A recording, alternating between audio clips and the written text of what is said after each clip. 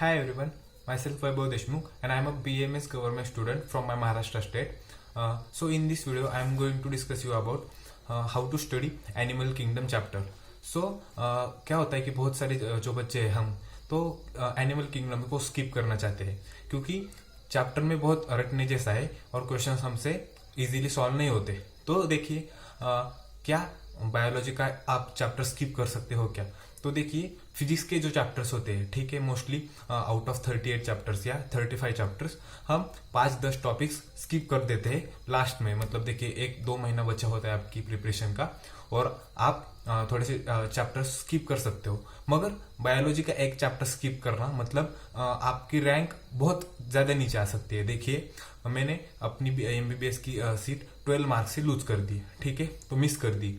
तो जो animal kingdom chapter जो है उसका वेटेज है 16 मार्क्स, क्योंकि 4 या 5 क्वेश्चन आते हैं। 16 to 20 मार्क्स का वेटेज एनिमल किंगडम का है। तो क्या आप उसको स्किप करके आपको चलेगा क्या? मतलब आप अगर आपके 20 मार्क लूज करते हो या मिस करते हो तो आपका सिलेक्शन बहुत खतरे में आ सकता है, क्योंकि दूसरा कोई बच्चा उस 20 मार्क्स को लेके आगे चला जाएगा और आप थोड़ा सा पीछे रह जाओगे। तो इस वीडियो में मैं आपको बताने वाला हूँ कि एनिमल किंगडम चैप्टर को कैसे पढ़ना है और इतने आसानी से पढ़ पाओगे कि आप एक भी मार्क लूज नहीं करोगे। देखिए मैंने जब मैं फ्रेशर था, मतलब मैंने रिपीट किया था, मैंने ड्रॉप लिया था। जब मैं फ्रेशर था तब मैंने एनिमल किंगडम का टॉपिक स्किप कर दिया था, इसलिए मेरा बायोलॉजी में स्कोर कम आ गया। मगर जब मैं ड्रॉपर में, मतलब जब रिपीटर में मैं इस चैप्टर को किया तब मैंने इस साल एक भी मार्क लूज नहीं कर दिया। इस चैप्टर का 4-5 क्वेश्चन आ गए थे और मुझे बायोलॉजी में 340 मार्क्स मिल गए। तो चलो चलते हैं इस टॉपिक की तरफ और पूरा वीडियो देखिएगा, अपने दोस्तों के साथ भी शेयर कीजिएगा। I want to suggest you one thing, please open your book. जो 11th का एनसीईआरटी है और उसमें का एनिमल किंगडम जो चैप्टर है उसे ओपन कीजिएगा। मैं उस चैप्टर को कैसे फॉलो करना है या कैसे रीड करना है वो आपको बताने वाला हूँ, तो प्लीज उसको ओपन कीजिएगा, ठीक है। तो आई होप कि आपने आपकी बुक खोल ली है।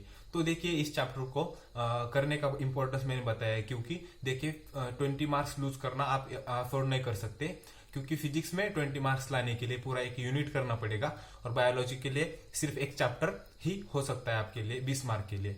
तो देखिएगा इस चैप्टर को मैंने 2 पार्ट्स में डिवाइड किया था। कैसे? देखिए कि जो फाइलम्स होते हैं, देखिए मतलब जो आपको पहले फाइलम्स दे पोरीफेरा वगैरह, उसको अलग से पढ़ा कॉर्डेटा तक, और उसके बाद का जो क्लास है मतलब रेप्टिलिया वगैरह उसको अलग से पढ़ा था, ठीक है। मतलब देखिए इस चैप्टर के 3 मेन सेक्शन है। देखिए पहला जो सेक्शन है वो है कि इंट्रोडक्शन वाला पार्ट, मतलब सेगमेंटेशन, उसका मतलब सिमेट्री वगैरह का जो पॉइंट दिया है, मतलब फाइलम तक जो टॉपिक है उसका इंट्रोडक्शन है, उसको आपको अच्छे से कर लेना है। क्योंकि देखिए हर एक फाइलम में उसकी सिमेट्री बताई हुई है, सेगमेंटेशन बताया हुआ है और कुछ तो जो पॉइंट्स है मतलब जो कि इंट्रोडक्शन में बताइए वो हर एक फाइलम में आएंगे। तो आपको इंट्रोडक्शन बहुत अच्छे से आना ज्यादा इंपॉर्टेंट है, क्योंकि वही इंट्रोडक्शन बाद में रिपीट हो जाएगा। तो फर्स्ट स्टेप है कि आपको इंट्रोडक्शन, मतलब जो फाइलम तक है पार्ट, वो चार्ट गए और वो इंट्रोडक्शन उसको अच्छे से कर लेना है, ठीक है। फिर बाद में क्या करना है, वो ये रही फर्स्ट स्टेप। फिर बाद में सेकेंड स्टेप में क्या करना है आपको कि सभी जो फाइलम है कोर्डेटा तक, सॉरी मेरा थोड़ा प्रोनाउंसिएशन गलत हो रहा है, कोर्डेटा तक जो भी फाइलम्स है उसको अच्छे से पढ़ लेना है, ठीक है। अच्छे से पढ़ लेना है, टीचर ने पढ़ाने के बाद अच्छे से समझ लेना है और उसकी कॉन्सेप्ट जान लेनी है। देखिए कॉन्सेप्ट से मेरा कहना क्या है, देखिए कि आपको थोड़ा सा इसमें इवैल्यूएशन भी डाल सकते हो अगर आपको लगा तो, ठीक है। मैं कैसे कहना चाहता हूँ कि देखिए पोरीफेरा जो है तो उसके आप पॉइंट्स दे सकते हो कि देखियो सेल्यूलर उसकी बॉडी है तो उसमें क्या होगा कि उसकी जो सिमेट्री रहेगी तो वेरियस होगी। देखिए अगर कोई ऑर्गेनिज्म सेल्यूलर है तो उसमें सिमेट्री कैसे हो सकती है? नहीं हो सकती। तो सेगमेंटेशन होगा क्या? उसमें एब्सेंट रहेगा। तो सिलोम होगा क्या? उसमें एब्सेंट होगा। डाइजेस्टिव सिस्टम हो सकती है क्या एक सिंगल सेल को या सेल्यूलर बॉडी को? तो नहीं हो सकती। तो वैसे ही आपको थोड़ा सा लॉजिक लगाना है कि ऐसे हो सकता है या नहीं हो सकता। तो फिर बाद में मैं सेकंड स्टेप में क्या कर रहा हूँ कि सभी जो फाइलम्स है उसको पढ़ लेना है अच्छे से और समझ लेना है, ठीक है।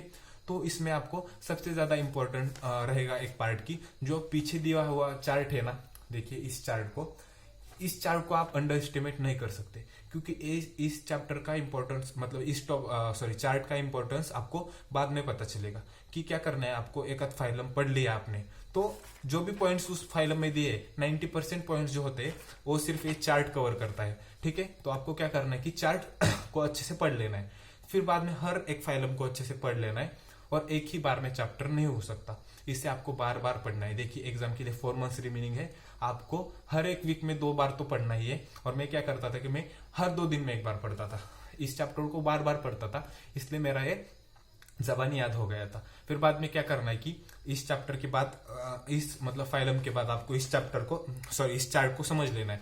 तो इस चार्ट को कैसे समझ लेना है, देखिए मैंने कैसे समझा था कि पोरीफेरा का सिंगल, मैंने जैसे बताया हुआ कि सेल्यूलर बॉडी है इसलिए तो कुछ नहीं हो सकता ज्यादा, तो मैंने एक आसानी से समझ लिया। फिर बाद में सिलेंट्रेटा और टिनोफोरा जो है वो भाई भाई है, क्योंकि देखिए उनमें लेवल ऑफ ऑर्गेनाइजेशन टिश्यू है, रेडियल है, मतलब सिलोम एब्सेंट है दोनों में भी, सेगमेंटेशन एब्सेंट है, डाइजेस्टिव सिस्टम भी जो है इनकम्प्लीट होती है। देखिए तो आपको क्वेश्चंस भी ऐसे ही पूछे जाएंगे।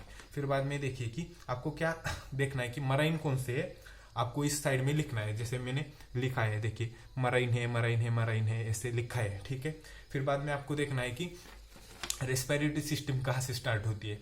तो मैंने कैसे किया था कि एक ट्रिक वर्ड लिखा था PCC PAAMEHC, देखिए तब मैंने याद किया था, मुझे अब तक याद है। इस मतलब एक क्या है, मतलब मैंने जो बोला अभी PCC PAAMEHC, तो ये कोड वर्ड है फाइलम की तरह। मतलब देखिए पोरीफेरा, सिलेंट्रेटा, टिनोफोरा, प्लैटिहेलमिंथिस, अस्केलमिंथिस, इसका मतलब एक फर्स्ट वर्ड किया मैंने, एक ट्रिक निकाली थी। तो मैं क्या करता था कि हाँ पी में एब्सेंट है, सेल्यूलर लेवल है, फिर बाद में टिश्यू लेवल आएगा ए में, फिर बाद में आएगा ऑर्गन लेवल, फिर बाद में ऑर्गन सिस्टम। ऐसा आपको याद रखना है सीरियल वाइज, ऐसे मतलब आप खुद की ट्रिक्स निकाल सकते हो। फिर बाद में अगर आपका फाइलम हो गया तब बाद में आपको जाना है, ठीक है, क्लासेस की तरफ, क्लासेस रेप्टिलिया वगैरह, फिर जो फिशेस का वगैरह दिया है तब उसके बाद जाना है। जब तक आपका फाइलम नहीं होता तब तक क्लासेस की तरफ नहीं जाना है। अगर 1-2 महीने चले भी गए ठीक है, मगर एक ही बार में फाइलम और क्लासेस का भी नहीं करना। फाइलम को पहले कीजिएगा, क्लासेस को बाद में कीजिएगा, और क्लासेस बहुत आसान है अगर फाइलम हो गए तो, ठीक है। फिर बाद में क्वेश्चन आता है कि एग्जाम्पल्स का हर एक टॉपिक के मतलब हर एक फाइलम के हर एक क्लास के नीचे बहुत सारे क्या है एग्जाम्पल्स है, और एग्जाम्पल्स के कोड वर्ड है, ठीक है, मतलब उसके दूसरे नाम है। तो मैंने क्या किया था कि एक बड़ा चार्ट बनाया था एक रूलिंग पेज पे, और उस पे मैंने नाम लिखे थे और उसका साइंटिफिक नेम जो है उसे लिखा था। इतनी बार पढ़ा, हर सुबह उठ के जब मतलब जैसे भगवान को पूछते हैं हम, वैसे ही उस मैंने ट्रिक्स को भी पूछा था और मुझे वो मुंह जबानी याद हो गए। तो ऐसा मेरा चैप्टर अच्छे से हो गया और मैंने 20 मार्क्स उसमें गेन कर ली। Thanks for watching this video. Hope you like this video. Please subscribe to my channel and share with your friends.